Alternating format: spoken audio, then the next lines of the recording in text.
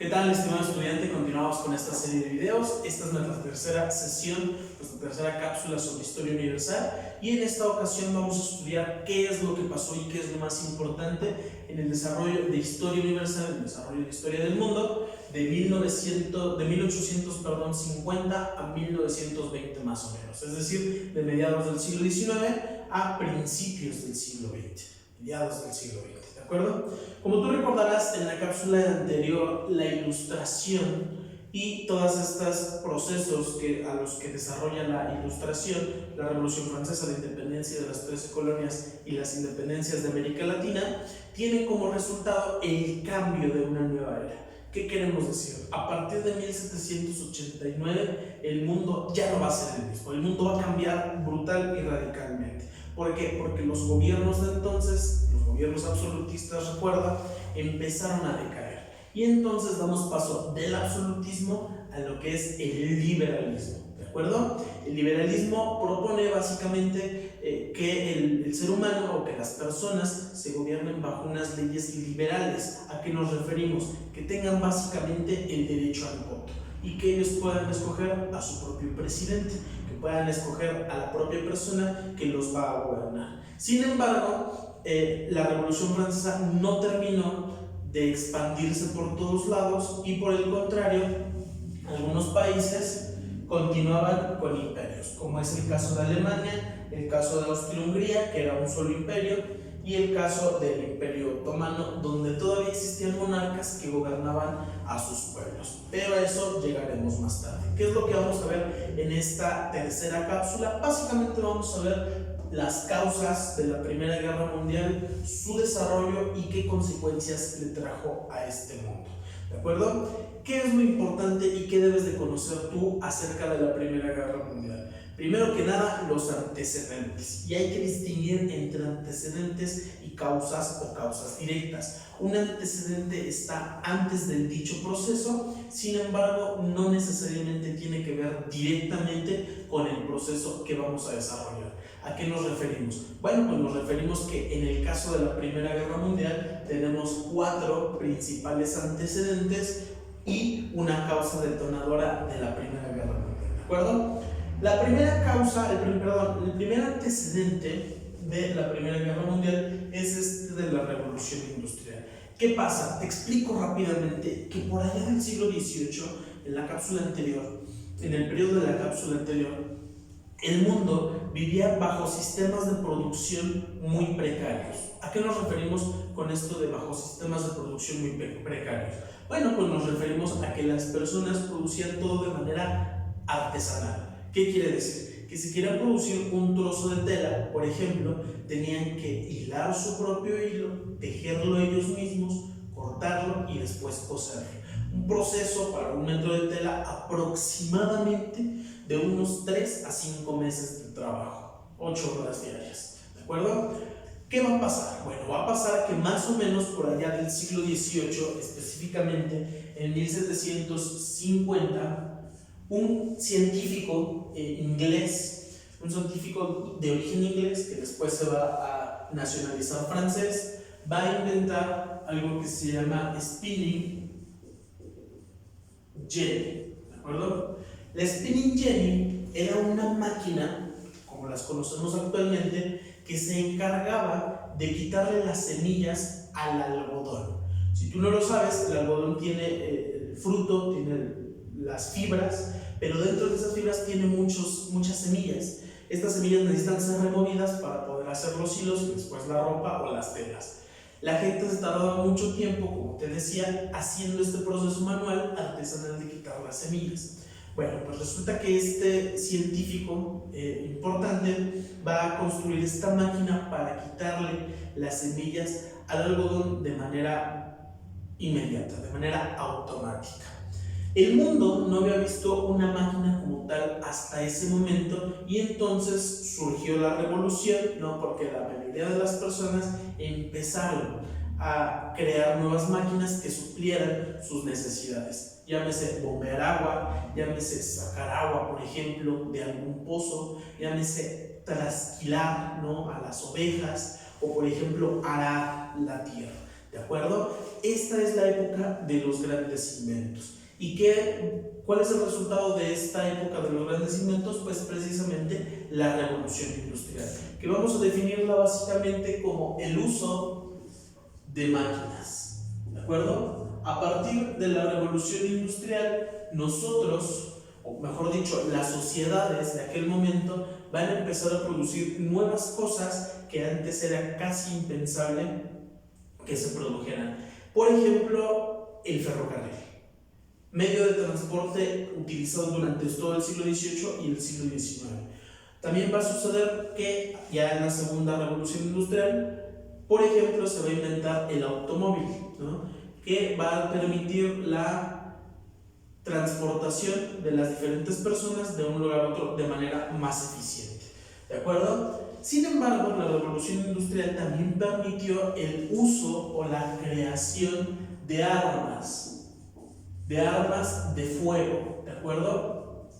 Que ya existían, pero que también era muy complicado su proceso de elaboración, pero que a partir de la creación de máquinas, pues va a permitir que sea muchísimo más rápida la creación de estas armas. Y a ese proceso se le va a conocer como armamentismo, cuando los diferentes países empiezan a producir de manera masiva armas, ¿de acuerdo? Ese es nuestro primer antecedente. Nuestro segundo antecedente de la Primera Guerra Mundial es el nacionalismo. ¿Qué entendemos nosotros por nacionalismo? Pues el sentimiento de pertenencia hacia tu propio país, es decir, la promoción de este amor a la patria. En términos prácticos, en términos teóricos, vamos a decir que es el sentimiento de identidad hacia de las personas hacia su propio país, amar a su país.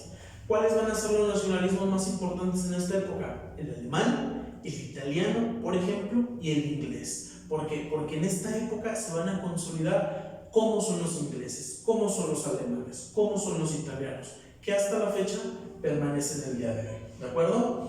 El imperialismo es nuestro tercer antecedente. ¿Qué cosa es el imperialismo? Pues es la expansión de un gobierno de un lugar a otro, es decir, que un país que tiene unas fronteras bien delimitadas expanda estas fronteras y que llegue a otros países que no tienen nada que ver con él, que los conquiste y que de alguna manera los domine.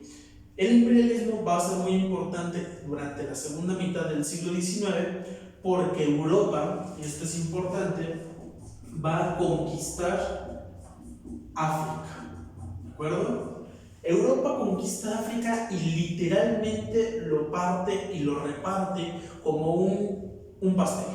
Entonces Inglaterra se va a quedar con un trozo del pastel, Francia se va a quedar con otro trozo del pastel, España le va a tocar un poquito, ¿no? Todo este continente que era muy rico, que es muy rico, se lo van a repartir entre los europeos. A los únicos dos que no les tocó repartimiento fueron, número uno, a Alemania y número dos, a Italia, ¿de acuerdo? ¿Por qué? Porque ellos llegaron tarde a ese reparto. Todavía no estaban consolidadas como repúblicas, como imperios.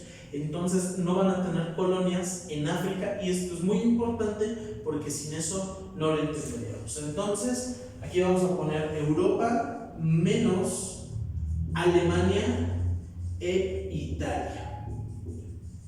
Es importante que tomes ese dato en cuenta para lo que continúa. Nuestro último antecedente es la paz armada. Imagínate esto.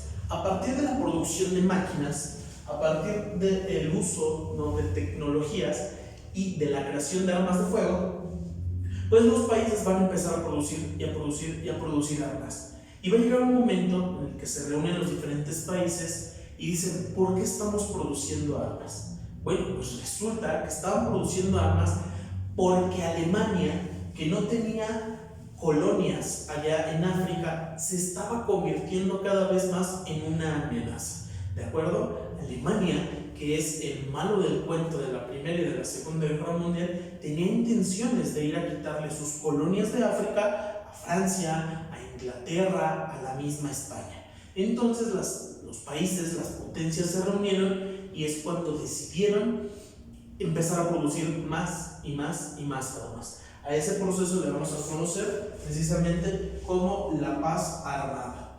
Todo el mundo tenía armas, pero nadie se atacaba de manera franca, es decir, de manera directa.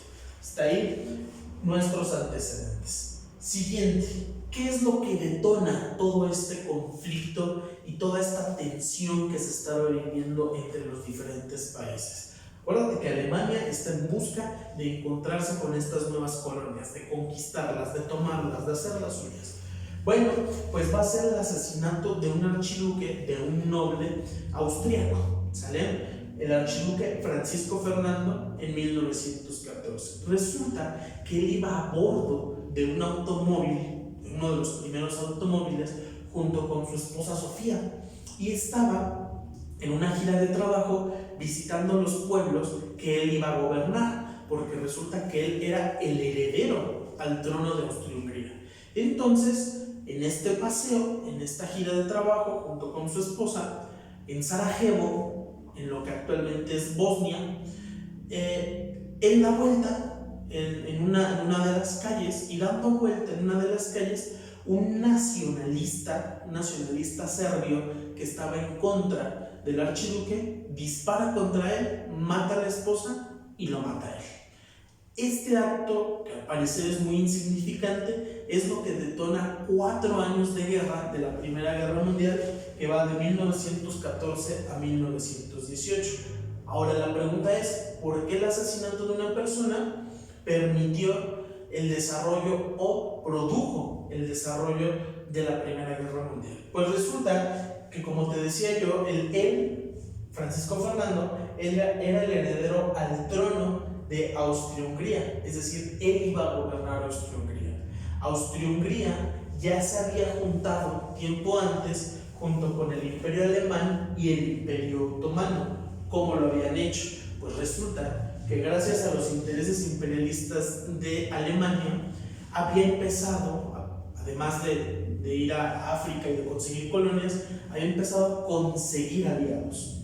En una reunión donde está Alemania y donde está Austria-Hungría, se encuentran y en secreto firman algo que se va a llamar la Alianza. Así, ¿sale? Después, el Imperio Otomano, que se entera por chismes, por dimes y diretes de algunos países de esta alianza que habían formado, entonces se une a la alianza que habían tenido Austria-Hungría con Alemania. Y entonces vamos a tener el primer bando, el primer equipo de la Primera Guerra Mundial, la llamada Triple Alianza. ¿Por qué? Porque acuérdate que se habían aliado tanto Alemania como Austria-Hungría y después se les había anexado el Imperio Otomano. En todo este juego diplomático de me junto contigo, de eres mi amigo, Italia se va a adherir en un primer momento a la Triple Alianza. Sin embargo, después cambiará de bando, eso lo veremos más adelante.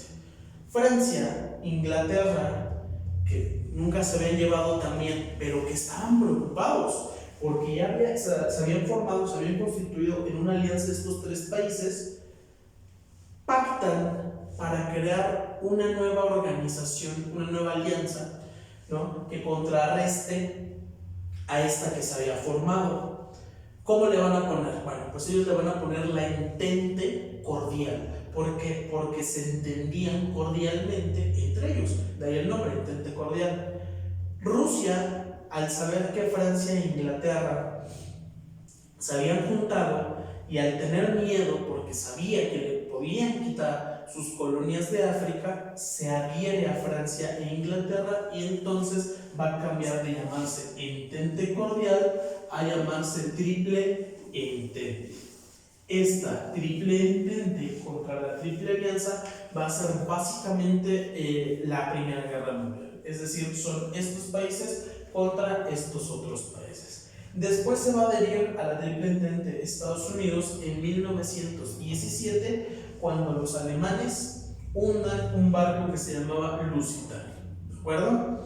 Pero yo te preguntaba, antes de continuar con todo esto, ¿por qué el asesinato del archiduque Francisco Fernando había permitido el inicio de la Primera Guerra Mundial? Bueno, pues resulta que él era heredero al trono de Austria-Hungría y Austria-Hungría ya era amigo de Alemania, ya estaban unidos.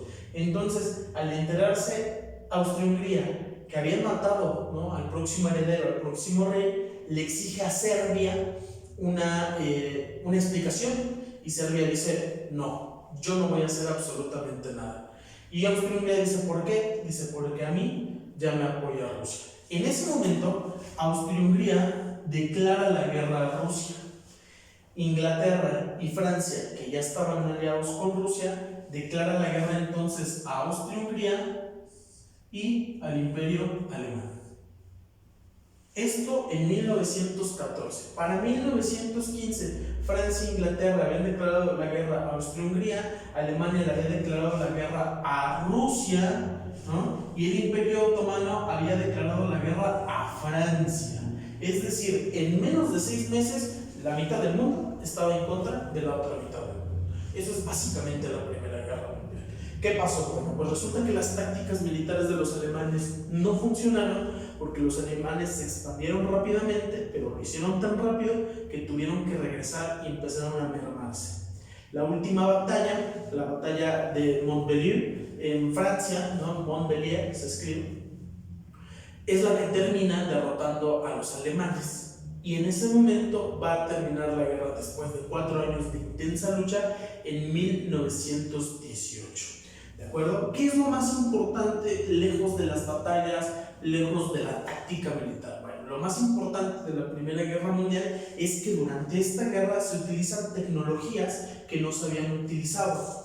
Por ejemplo, los tanques de guerra. ¿De acuerdo? Se empiezan a utilizar también como herramientas, como armas de fuego, los aviones. La Primera Guerra Mundial es la que tiene los primeros aviones como armas, ¿de acuerdo? Se utilizan también, por ejemplo, las armas químicas, llámese gases, llámese gas pimienta, llámese, por ejemplo, gas mostaza, que servía para aturdir al enemigo. Pero sobre todo, la Primera Guerra Mundial se reconoce por ser la guerra de las trincheras. ¿Y qué cosa es una trinchera? Bueno, pues una trinchera era un surco que se construía sobre la tierra, debajo de la tierra, mejor dicho, donde los soldados alcanzaban a meter sus cuerpos y a cubrirse enteramente del fuego enemigo. De esta manera, nada más asomaban un poco, disparaban y bajaban. ¿De acuerdo? Esas eran las trincheras. La Primera Guerra Mundial también es conocida como esa, ¿no? La guerra de las trincheras o la Gran Guerra. En todo este movimiento, ¿no?, táctico militar, en 1917 Italia se va a cambiar al bando de la Triple Entente. ¿Por qué? Porque Italia sabía que esta alianza no iba a funcionar y que los alemanes estaban perdidos. Es entonces cuando pasa esta batalla. Termina entonces la Primera Guerra Mundial y vamos a llegar a la principal consecuencia de este proceso, cuál es la firma del Tratado de Versalles. Y es importantísimo que tú tengas este dato en tu conocimiento. ¿Por qué? Porque el Tratado de Versalles es el que va a imponer prohibiciones a Alemania. ¿Y a qué nos referimos con las prohibiciones a Alemania? Bueno, en el Tratado de Versalles, firmado en Francia, los países habían dado la paz y habían dicho que Alemania no podía formar un ejército. Es decir, Alemania, que había sido la culpable de iniciar toda la Primera Guerra Mundial, no podía constituir un ejército, número 1. Y número 2, tenía que hacer el pago a los países que había agredido. Llámese en este caso a Francia y llámese en este caso a Inglaterra. Es decir, tenía que pagarle cierto dinero por un determinado tiempo porque había atacado directamente a estos países, ¿de acuerdo? Esto va a ser muy importante porque en el desarrollo de la Segunda Guerra Mundial los alemanes se van a sentir decepcionados, se van a sentir agredidos y entonces esta va a ser una de las causas de la Segunda Guerra Mundial. Sin embargo, eso lo veremos en una siguiente cápsula. Esto sería todo por esta. Muchas gracias, nos vemos en la siguiente.